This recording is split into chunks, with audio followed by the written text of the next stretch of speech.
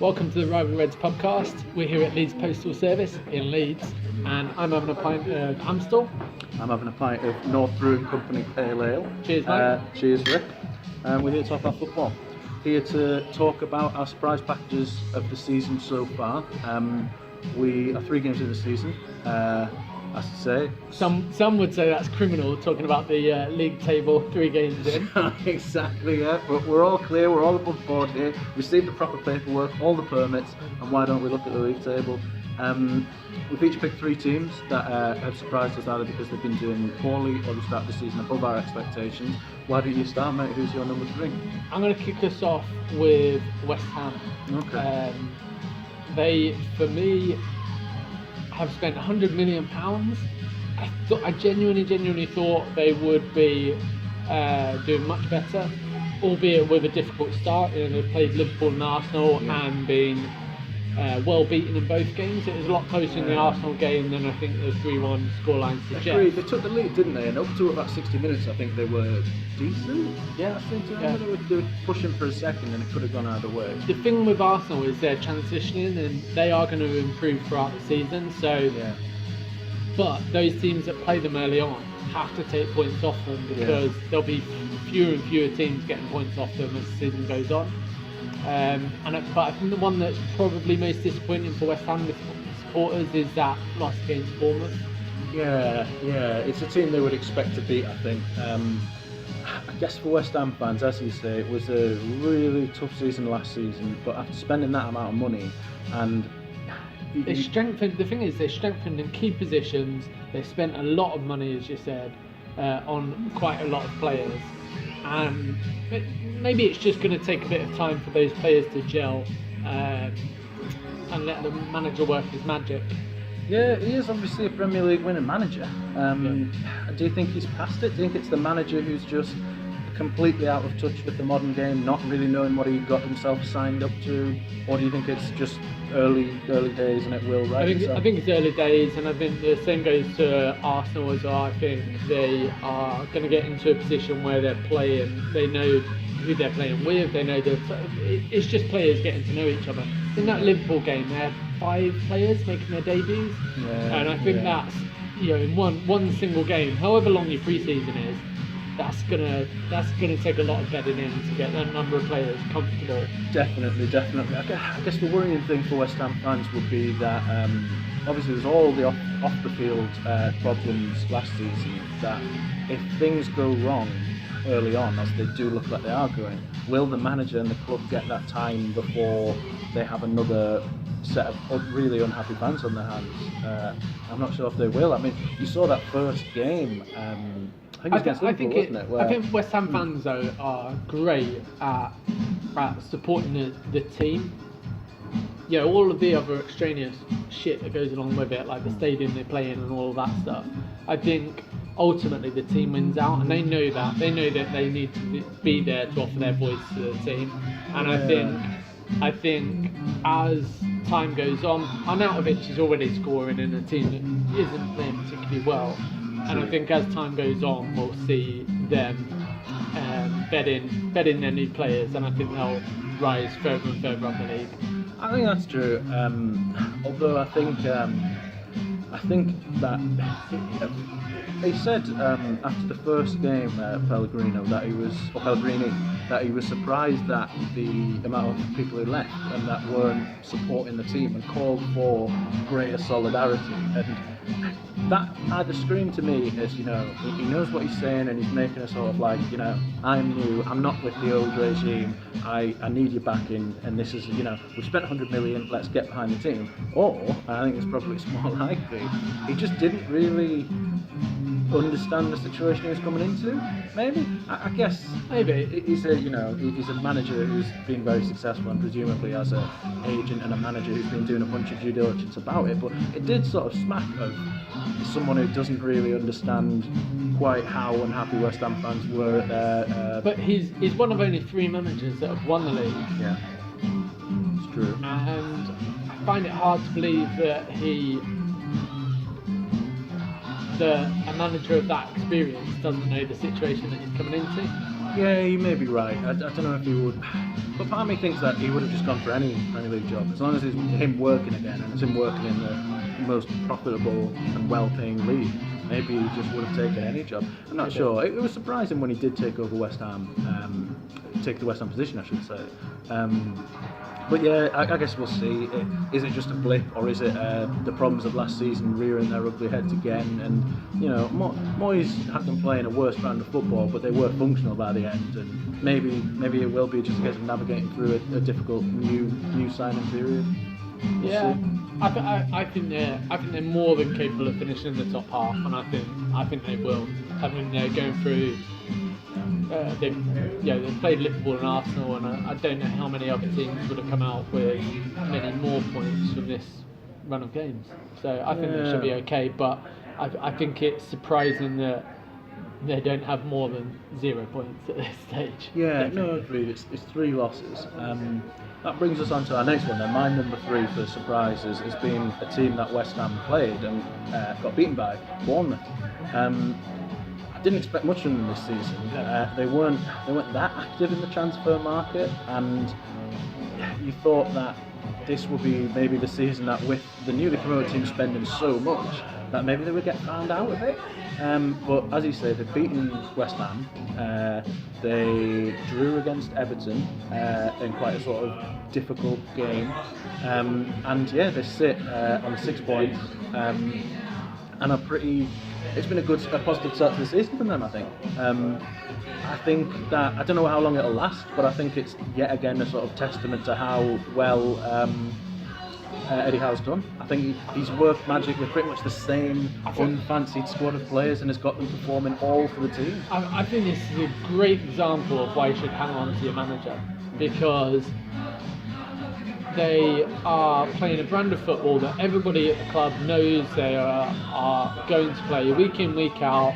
They're well drilled, everybody knows their jobs, and he can just get on with focusing on how to beat the next team that's in front of him. He doesn't have to worry about implementing a style, implementing different tactics for different teams. You know, they know what they're going to do. They probably know before they go in on a Monday morning after playing on Saturday.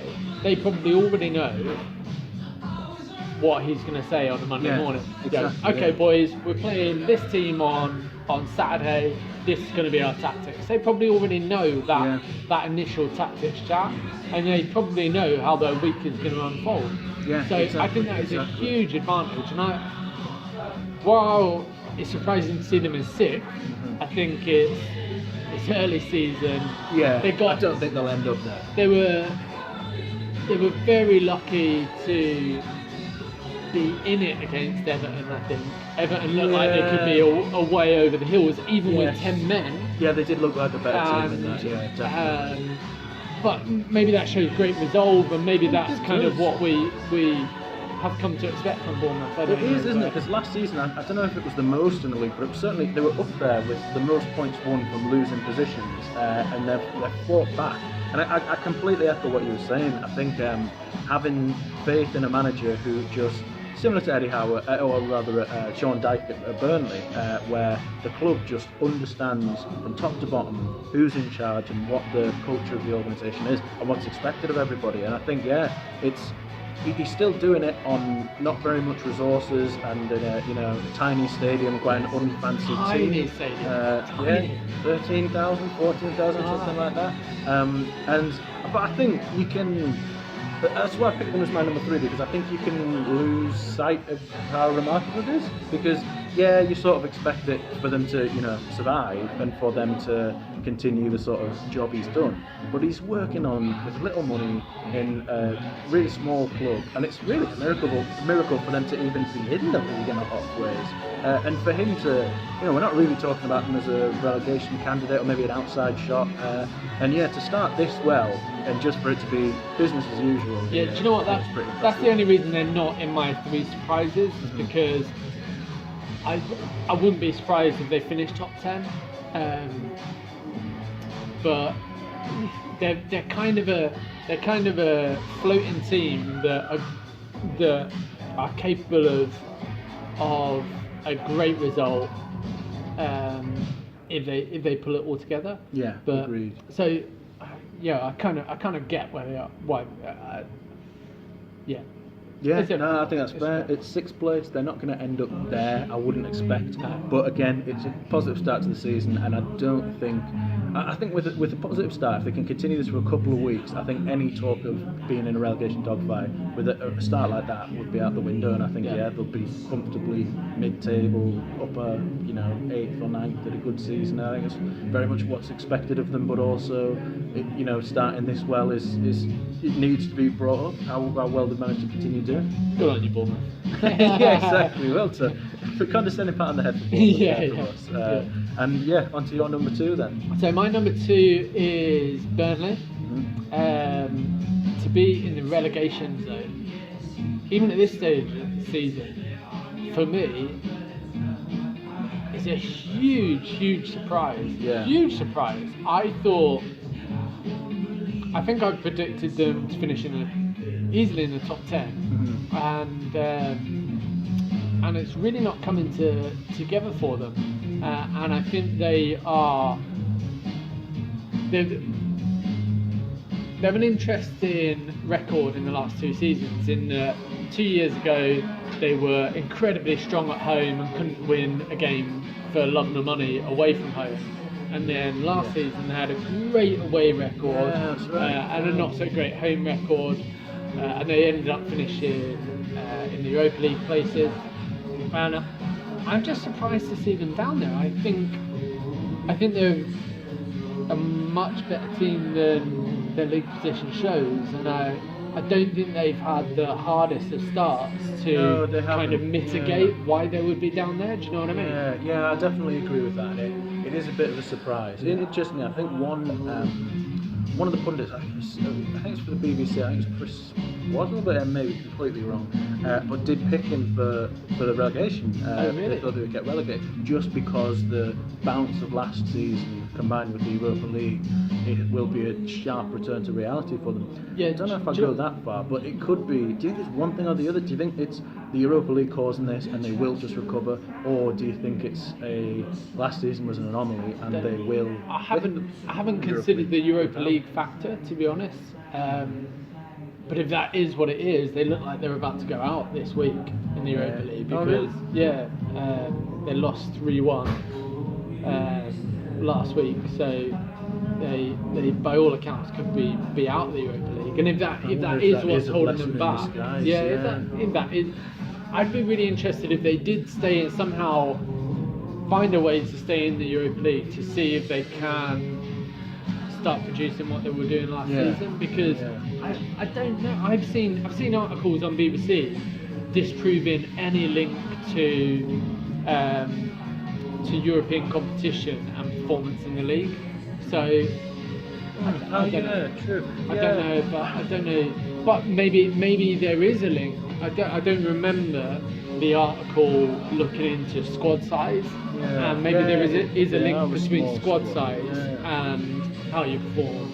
Yes, I think that could be, and I think the Europa League is definitely a one that a lot of players or ex-players who've come out and talked about it as being a factor, just because of the impact it has on your sort of schedule and your family life. Like, by all accounts, or by the passage of time, Tuesday and Sunday versus Wednesday and Saturday, Thursday and Monday, or Thursday and Sunday, i.e. if you're playing on Wednesday and Saturday in the Champions League, or Thursday and either Sunday or Monday in the Europa. You sound like it's you're the just same saying days now. That's true, happy days. But no, it's the same gap of time, but basically is my point, between Champions League and Europa League. It's still the same gap between the European competition and your league players, but the impact that seems to have is that because if you're playing on the Monday or the Sunday in the Europa League, so obviously you can't play on the Saturday because you play on the Thursday in Europe, it has an impact on the time you spend with your family, the routine, the training, and it just sort of, even though it's the same days, it just knocks you out into quite an unusual stride. A lot of ex-players have talked about how that's like, even though it seems a bit, precious, pampered players, it's just not right, and it doesn't really sit right with some players, that routine. So I think for a small squad like Burnley, I I wouldn't even go as far as to say is I think they would be in danger of being in a relegation fight if they stay in it until Really? the last stages. I So think it's no, that big no of a surprise, no surprise for you. I'm surprised that they've started this badly. I didn't expect them to be. I mean, is it 0 points or 1 point? or 1 point? Yeah. And I didn't expect them to have that poor start because, as you say, the opening 3 games weren't particularly tough. But I think that they will be in the bottom half. I think they'll have a big drop off from last season. And if they do stay in the Europa League, I think we'll see that Europa to weekend bad result correlation pretty clearly. I don't think they will stay in the Europa League. And do you know what? There's a little cynical part of me that's just wondering if Sean Dyche has manufactured losing To get out last week to get out of the Europa League because he doesn't want to be in it. Yeah, it does feel With like the squad size that they have, maybe thinks it's a jeopardy to the team. Yeah, I haven't heard him talk about that much about it, but I don't know if the fans would agree though, because it's pretty a huge magical. Thing. It's an though. absolutely huge thing. Yeah, there's nothing that even people deride the Europa League, but I absolutely love playing for Europe, whether it's the Champions League or the Europa League, even when it was the Cup Winners' Cup, just playing teams that A, you've never heard of, or B, the European bloody Masters is absolutely brilliant. There's nothing better. Agreed, yeah. A lot of the lads that I go to the United games with who do the Euro aways are hoping that we get knocked out of the Champions League in the group stage so that they go in the Europa League, because some of the weird and wonderful places that we went to the season that we won it, the trips to Russia, trips to Belgium, France, and Spain, but not Barcelona or Real Madrid. But it's different though, isn't it? Because we went to, we were playing. Did you play Midtjylland last year? Played Midtjylland. Yeah, no, that was 2 years ago. But that was in the group, our Europa League group. Yeah. But yeah, we went to Celta Vigo. It wasn't a big game against Barcelona or Real Madrid in a stadium that you've been to 3 or 4 times. And Celta Vigo was fantastic. It's a beautiful old town. Yeah. Loved that. When we went to France, we weren't playing PSG. We were playing Saint Etienne, who have a really colourful history with United from hooliganism days in the 70s or 80s. But it was just that break from the norm that fans absolutely loved. And if you go to those sort of places as an away supporter, then it's just something completely different. So I think a lot of the fans would be very, very annoyed if they didn't at least get a group run out of it and a couple of good European days. So I think they'd be disappointed at that. I think that they are managing their expectations. I don't think they want to be in the Europa League at all. I think you might be right. It's one of those times where the club and the players, or the club and the fans, can be completely at odds. But it's moving on a little bit. But hang on. Yeah, sorry. Let's get on to your number 2. Well, I want to ask you one question first. And this is in the Europa League. If you were a Burnley fan, would you take winning the Europa League and getting relegated? Oh, man, that is a tough question. I think I probably would.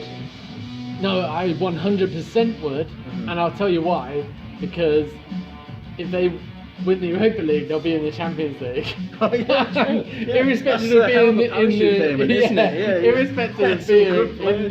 in the Championship, they'll get straight into the Champions League. No qualifying, they'll be straight in there, and that would be absolutely amazing. So 100%. They could sign. Imagine if Martial leaves Man United, if we finish outside the Champions League, to go to Burnley in the Championship because he wants Champions League football. It's brilliant.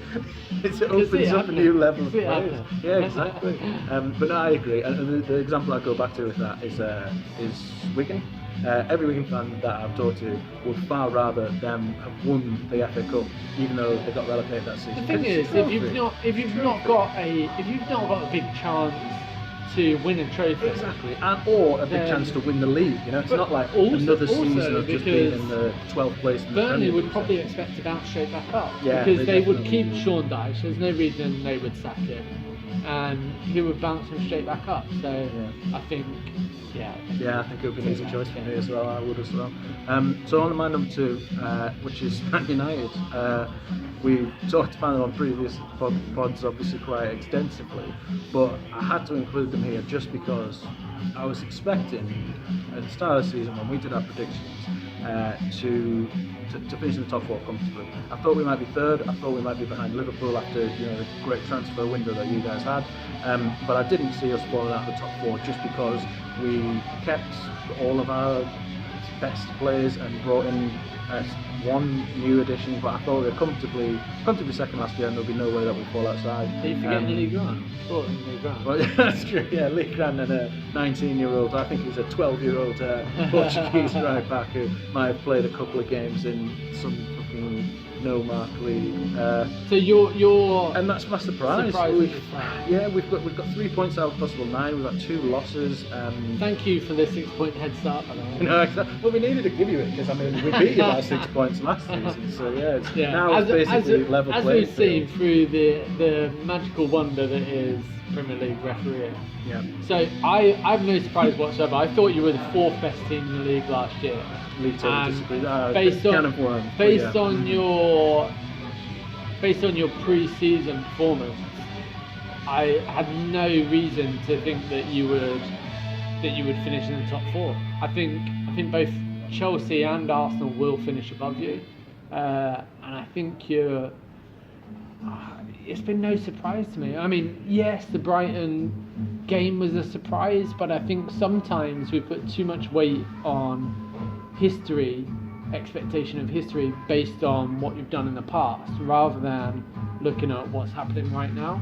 And I'm not saying I would ever, put a tenner on Brighton beating you, but I don't necessarily think it should be a surprise when clubs outside the top 4 are beating you, because I just don't think Mourinho has you playing in a way where you can expect to win on a consistent basis. That's true, but I mean, we're talking last season, we're not talking about ancient history, and Mourinho's got us playing in a way that might not be attackingly fluid, but it is last season that's won a lot of last season you finished second, not necessarily because of how well you played, but because of failings of other teams. Yeah, and at the end of the season, Tottenham and Liverpool were pretty much written off the league, so they weren't fielding their best sides, and there was points dropped where they otherwise would have been expected to win the game. But on top of that, you had a huge amount of luck last season. I don't think you can deny that. There's articles. There are extensive articles showing that you are the luckiest team in the league, or you were. Sorry, you're not. You aren't, but you were the luckiest team in the league last season. Yeah. Well, I'll save some of that for a future pod, but I don't place much faith in a Klopp-funded Liverpool-backed survey. Of course, it wasn't. It was scientifically rigorous at the time. But look, reason, chances missed, teams writing off the league, whatever you want to call it. We finished second, and as a proponent of the league table doesn't lie, we deserved to finish second, and we were the second best team in the league that season.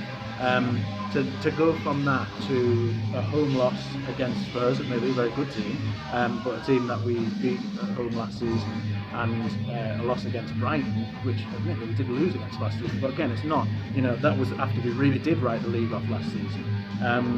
It's not what I expected, and I think it's a testament not to sort of how structurally, or as a team or player or anything, that we are this week. I think it's a testament to I don't want to use the word crisis, it might be a bit strong. I don't even think it is too strong these days, the crisis and the complete split at United at the moment. I think it's down more to that than either the players or the managers individually. There's plenty of blame to go around. I put it at the players, at the manager, and at the ownership structure. But if there wasn't this, if all 3 of those weren't at loggerheads, I would expect us to finish third with the squad pretty comfortably, and I would have expected us to probably have, maybe if not 9 points, maybe 7 points. I can see that argument based on your squad, but not on your performances in pre-season, because they were utterly atrocious. And I think, as much as people say pre-season doesn't count, I've looked at the figures and it does. And if you finish in the top 4, I'll be amazed. I will be amazed. It's a bold prediction, but if come the end of the season we don't, then it will be. It will have had a bearing. I was going to make the point that it'll be more down to either the manager leaving or being fired rather than a bad pre-season. But maybe the two are linked. You know, maybe the bad pre-season absolutely, yeah. I think the troubles at United, exactly. Yeah. I think there's early season predictions of how he's going to perform, but because of everything that's going on. Yeah, my counterpoint would just be that pre-season was without most of our best players who were in the last stage of the World Cup. Same for everyone though. No, true. Not everyone had the amount of players that United did at the World Cup, but you're right. It was really poor, and it definitely spoke to a team in crisis. I think at this stage of the season, I think Mourinho's tenure is very, very. It looks very, very doubtful. And yeah, if Mourinho goes, it will be no surprise to see us in this league position. But I think hopefully it is an anomaly. Hopefully for me, it's an anomaly, and we do go on a decent run before Christmas. Although I can't really see it happening with the current doom and gloom around the club. So, my number one prediction, my number one surprise yeah, is just how well my other predictions are going so far.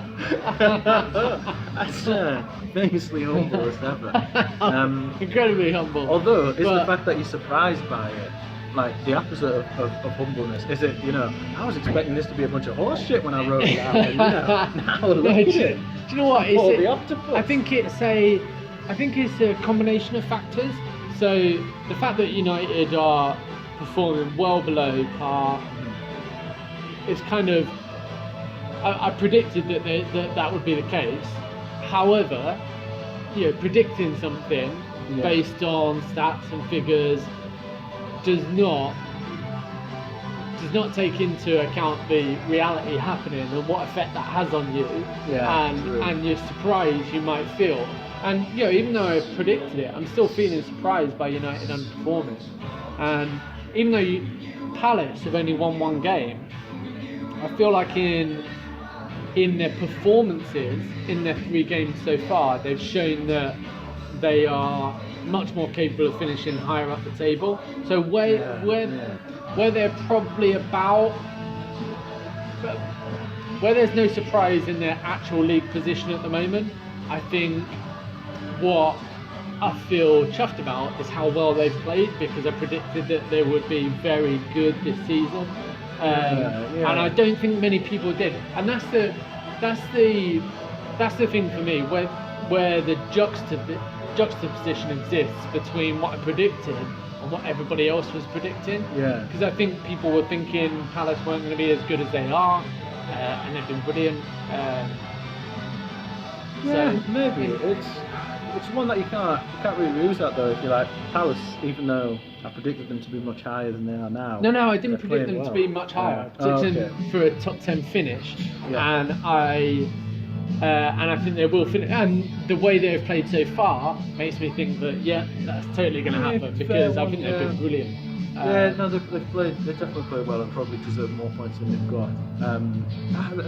I'll take a point on the on United and Palace. I guess they're two sort of. I'm highlighting those two things in their own right, because there's other things that I predicted, which I think lots of people did, which like Fulham and Wolves, the performance of those teams that I think lots of people have predicted, and and Liverpool overperforming, Tottenham performing, even though they didn't buy any players. I've predicted all of those, but I think lots of other people are predicting those as well. So I'm not surprised by those things happening, and I'm not excited by those things happening. I'm excited by the things that other people did. Exactly, when you've taken stick for it earlier and said, why the hell have you got for United in 6th or whatever it is, then to be proven right. It is obviously still early days, but it's a worrying effect that you might be having on the actual season yourself. It is probably me. My force of will is probably making United perform as they are at the moment. It's terrifying to even consider, mate.